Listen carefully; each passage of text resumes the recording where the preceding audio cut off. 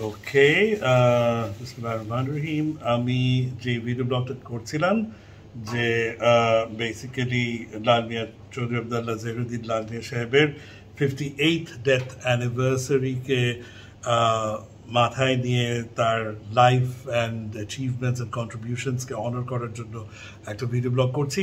তো সেই ভিডিও ব্লগের এটি সেকেন্ড সেগমেন্ট। ফার্স্ট সেগমেন্টে আমরা উনি মূলত কে ছিলেন এবং মানে পাকিস্তান পিরিয়ডে উনি মেইনলি কী কী পজিশনস হোল্ড করেছিলেন এবং ব্রিটিশ পিরিয়ডে উনি মেজর কী কী পজিশনস হোল্ড করেছিলেন সেই জিনিসগুলো বলেছি।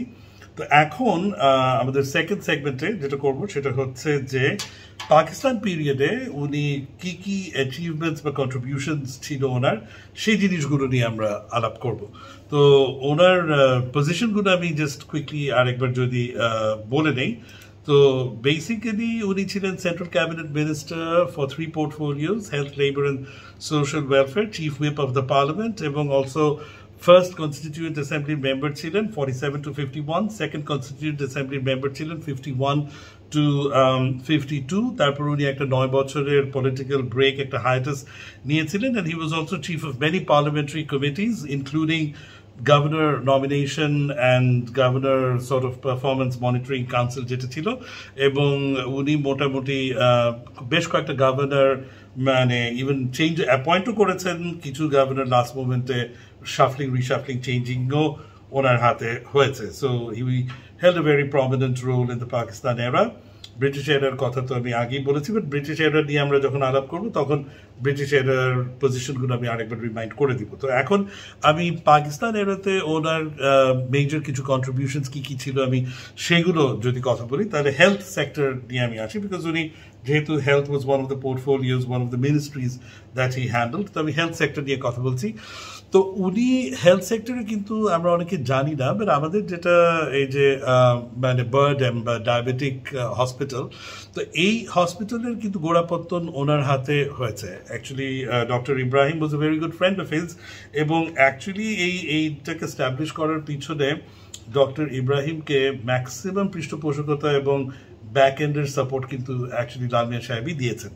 এবং Lal Mia Saheb was not only the person who actually helped establishing the Burdham Hospital আমাদের ঢাকা শহরে, but also পাকিস্তানে, ওয়েস্ট পাকিস্তানে মারি একটা ওদের মানে পাহাড়ি একটা খুব সুন্দর শহর আছে, তো মারিতেও কিন্তু এই ডায়াবেটিক অ্যাসোসিয়েশন, ডায়াবেটিক হসপিটাল মানে বার্ডেমের আরেকটা উইং কিন্তু ওখানেও এস্টাবলিশ করা হয়েছিল, এবং ওটাও কিন্তু ডক্টর ইব্রাহিমই করেছিলেন। তো এই দুটো জায়গাতেই অ্যাজ হেলথ মিনিস্টার লাল মিয়া সাহেব ওনাকে প্রচণ্ড রকমভাবে সহায়তা করেছিলেন। এবং এরপরে লাল মিয়া সাহেব ওনার নিজের উদ্যোগে উনি ঢাকাতে এবং করাচিতে দুটো সিটিতেই টিউবারকিউলোসিস রিসার্চ হসপিটাল উনি স্ট্যাবলিশ করেছিলেন, এবং যেটা আমার এখন যে টিবি হাসপাতাল হিসেবে আছে, এটার কিন্তু ফাউন্ডিং লাল মিয়া সাহেবের হাতে। এবং করাচিতেও এই টিউবারকিউলোসিস রিসার্চ অ্যান্ড হসপিটাল আর মানে নামের মধ্যে আরও মানে কি কিছু জিনিস আছে আর কি। তো বেসিক্যালি টিউবারকুলোসিসের ব্যাপারে উনি he was very concern about it, এবং যেহেতু এটা একটা অনেক বড় রোগ ছিল ওই সময়, তো সেই জন্য উনি এই উদ্যোগটা নিয়ে কিন্তু উনি এটা এস্টাবলিশ করেছিলেন 1964-এর শেষের দিকে, 65-এর শুরুর দিকে, মানে 64-এর করাচিতে, 65-এ বাংলাদেশে, এভাবে ইস্ট পাকিস্তানে এভাবে উনি করেছিলেন। এবং 1964-এ উনি মেডিকেল সেক্টরে আরেকটা খুব বড় অবদান ওনার আছে, সেটা হচ্ছে যে উনি হোমিওপ্যাথিকে লিগালাইজ করেছিলেন অল ওভার পাকিস্তান। সেই সময় 1 লক্ষর উপরে হোমিওপ্যাথি প্র্যাকটিসিং ডক্টরস ছিল শুধু ইস্ট পাকিস্তানেই, এবং ওয়েস্ট পাকিস্তানের সংখ্যাটা আরও বেশি ছিল। তো এদের কিন্তু কোনো গভর্নমেন্ট সার্টিফিকেশন বা অ্যাক্রিডিটেশন ছিল না, তাদের পারমিশন ছিল না প্রপার স্কুল করার, প্রপার মেডিকেল কলেজ করার, তাদের কোনো মানে চেম্বার, লিগালি একটা চেম্বার সেট আপ করার বা মানে হোমিওপ্যাথির হসপিটাল ইত্যাদি যে এই ধরনের কোনো কিছু কিন্তু করার কোনো সুযোগ ছিল না।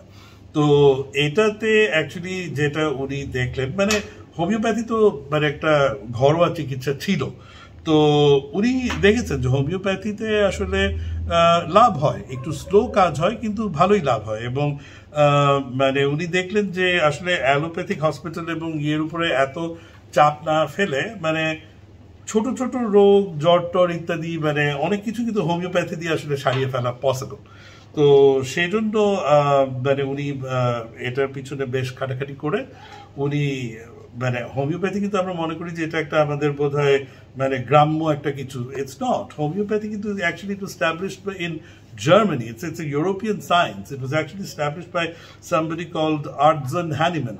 তো উনি আর্থারজন হ্যানিম্যান আর কি। তো ওখানে বেসিক্যালি উনি হোমিওপ্যাথিকে লিগালাইজ করেন এবং এটার কারণে মানে লক্ষ লক্ষ ডক্টরসদের আসলে মানে সর্ট অফ লাইফ ট্র্যাকে চলে আসে এবং তারা মানে খুবই খুবই খুবই গ্রেটফুল ছিলেন টুয়ার্ডস লালমিয়া সাহেব। এবং as I was growing up across the মানে লেট 70s 80s ছোটবেলায় আমাদেরকেও অনেক হোমিওপ্যাথির ওষুধ খাওয়ানো হতো এবং সব হোমিওপ্যাথি ডাক্তাররা কিন্তু সবসময় যেই আসতো সবসময় দাদার কথা বলতো আর কি, যে লালমিয়া সাহেব সো গ্রেট, লালমিয়া সাহেব সো গ্রেট। তো শুনে সবসময় খুব ভালো লাগতো এবং বিকজ ওই সময় তো তাদের মধ্যে অনেকেই ইয়াং বয়সে কিন্তু লালমিয়া সাহেবকে দেখেছে, লালমিয়া সাহেবের সংস্পর্শে এসেছে তারা। তো তারা সবসময় কিন্তু ওনার প্রচণ্ড প্রশংসা করতো। তো এইটাই মানে শুনে খুব ভালো লাগতো। তো মেডিকেল সেক্টরে these were some of his major contributions. আচ্ছা, in the area of labour and social welfare, এই এরিয়াতেও লালমিয়া সাহেবের অনেক কন্ট্রিবিউশনস আছে।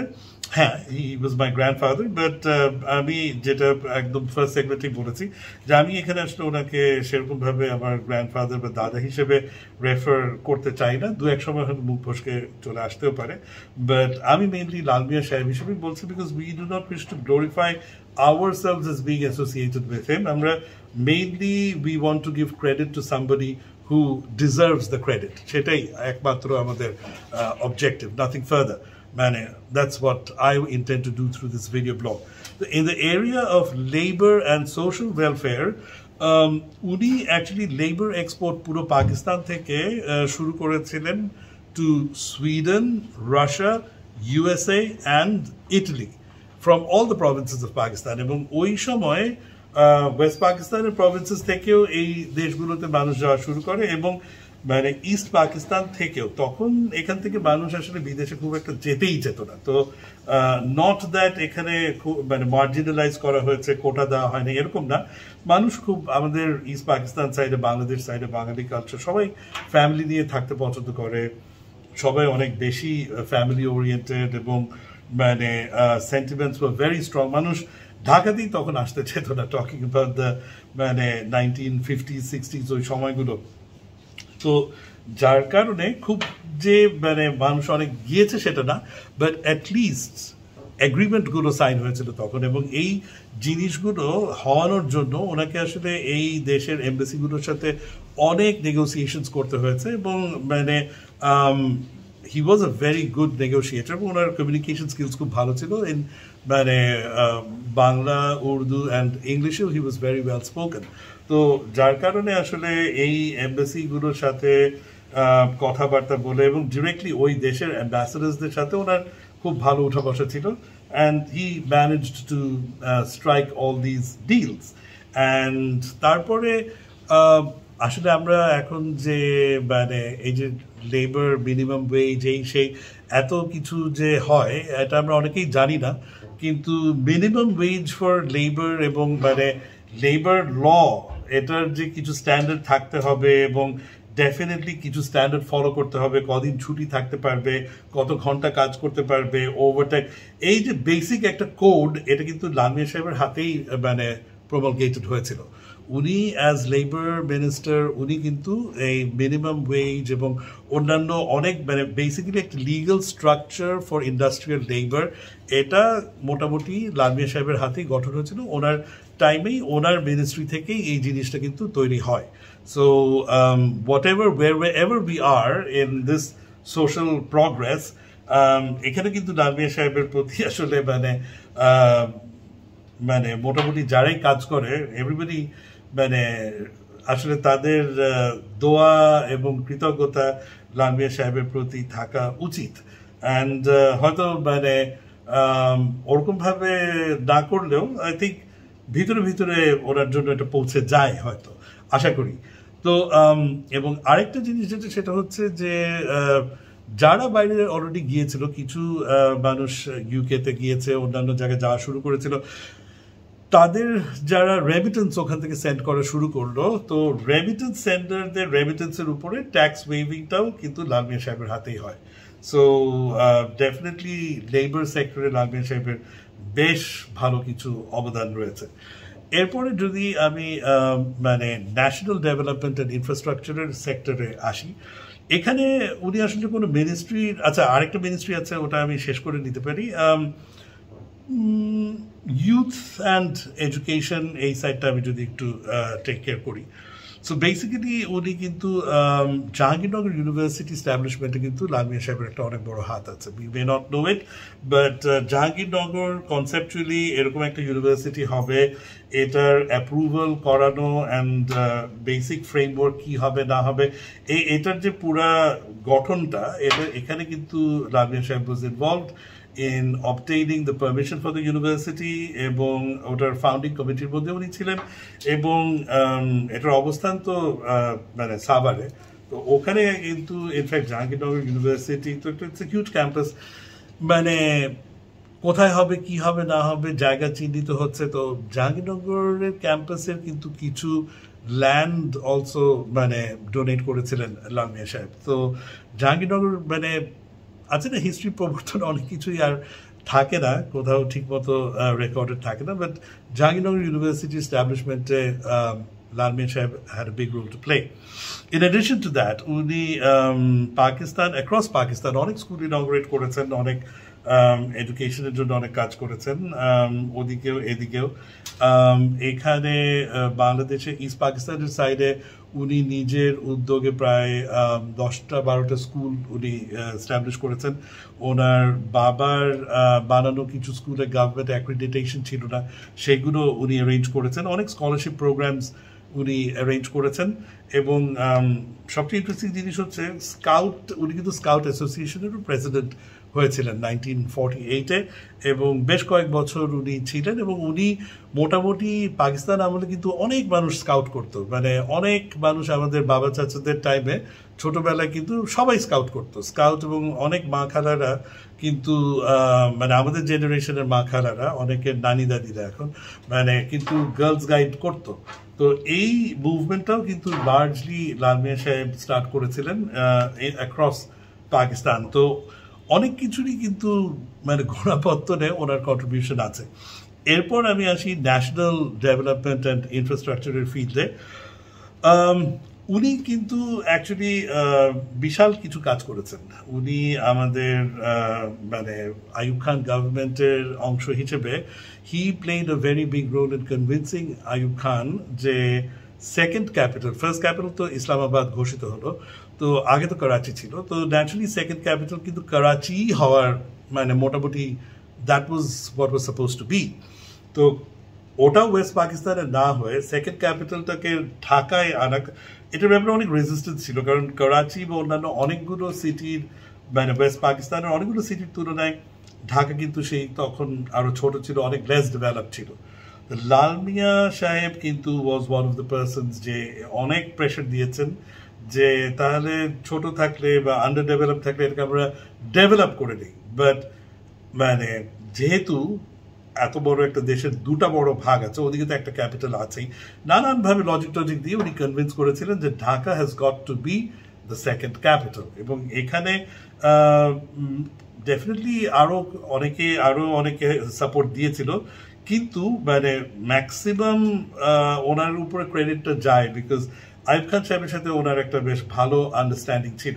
আইয়ুব খান সাহেব ওনাকে খুব রেসপেক্ট করতেন as a very logical person, এবং উনি যেটা বলে সেটার মধ্যে অনেক সেন্স আছে, গভীরতা আছে। তো সেই জন্য এখানে ডেফিনেটলি ওনার কথার একটা অনেক বড় ভূমিকা ছিল এখানে। তো সেকেন্ড ক্যাপিটাল হিসেবে উনি ঢাকাকে ডিক্লেয়ার করাতে সক্ষম হন, এবং ঢাকা সিটির যে অনেক উন্নয়নের যে কাজকর্মগুলো শুরু হয়, বড় বড় রাস্তা বানানো শুরু হয়, কি বলে মানে গুলশান, বনানী ইত্যাদি এই জায়গাগুলো মানে তৈরি হয়, ফ্লারিশ করা শুরু করে। তারপর অন্যান্য দিকেও সিটি এক্সপ্যানশন চলতে থাকে, মানে স্টেশন হচ্ছে, মার্কেট প্লেস হচ্ছে, মানে আরো অনেক রকম উন্নয়নের কাজকাম হচ্ছে। তো এইগুলো লেক খনন হচ্ছে, তো এইগুলো সবকিছু মানে এই গ্রেটার ঢাকার একটা প্ল্যান হবে, মানে কি বলে এই ধরনের সমস্ত কিছু 5 ইয়ার প্ল্যান, এই প্ল্যান ওই প্ল্যান, এই পুরো প্রক্রিয়াটা ঢাকা নিয়ে এত বেশি চিন্তা ভাবনা ইত্যাদি, পার্লামেন্ট এখানে হবে, একটা বিশাল পার্লামেন্ট হবে, সুন্দর পার্লামেন্ট হবে, এইগুলো, এবং এই যে সেকেন্ড ক্যাপিটাল আমাদের যে পার্লামেন্টের আশেপাশে সব এই এমপি হোস্টেল টোস্টেল, এই যে পুরো এরিয়াটা, এইটার পুরো ডেভেলপমেন্টের কনসেপচুয়ালাইজেশন ইত্যাদি, এখানে লাল মিয়া সাহেবের একটা অনেক বড় ভূমিকা ছিল। সো এটা ছাড়াও উনি 50s-এ he played a big role in constantly hammering যে মানে সেন্ট্রাল গভর্নমেন্টকে, যে আমাদের ইস্ট পাকিস্তানের ইনফ্রাস্ট্রাকচার এবং সব কিছু ডেভেলপমেন্টের জন্য, ইন্ডাস্ট্রিয়ালাইজেশনের জন্য we need better electric supply, এবং সেই জন্য আমাদের এখানে বড় হাইড্রো ইলেকট্রিক পাওয়ার প্রজেক্ট হতে হবে। তো এইটা ওনার অনেক মানে লবিং ছিল। তো to a great extent he had a big contribution এই কাপ্তাই প্রজেক্ট মানে হাতে নেওয়ার ব্যাপারে। 57-এ যেটা কাজ শুরু হয়, এটা শেষ হতে হতে 62 হয়ে যায়, তখন উনি অলরেডি ইন পার্লামেন্ট, এবং এটার কাজটা ত্বরান্বিত করার ব্যাপারেও উনি অনেক হেল্প করেন। পরবর্তীতে আবার এরকম একটা বিশাল প্রজেক্ট ঝেলাম ডিস্ট্রিক্ট আছে ইয়েতে ওয়েস্ট পাকিস্তানে, সেখানে ইটালিয়ান গভর্নমেন্টের ফান্ডিং নিয়ে ঝেলাম ড্যাম একটা প্রজেক্টও উনি ওয়েস্ট পাকিস্তানে করাতে হেল্প করেন। এবং সেই নেগোসিয়েশন, ফর সাম রিজন এটা ওনার এরিয়া ছিল না, বাট যখনই কোনো ইন্টারন্যাশনাল নেগোসিয়েশনস হতো, Pakistan central government use to want Lal Mia Saheb ওই ডিসকাশনগুলোতে। He was very good in diplomacy, in negotiation. তো সেখানেও লাল মিয়া সাহেবের একটা অনেক বড় ভূমিকা রয়েছে।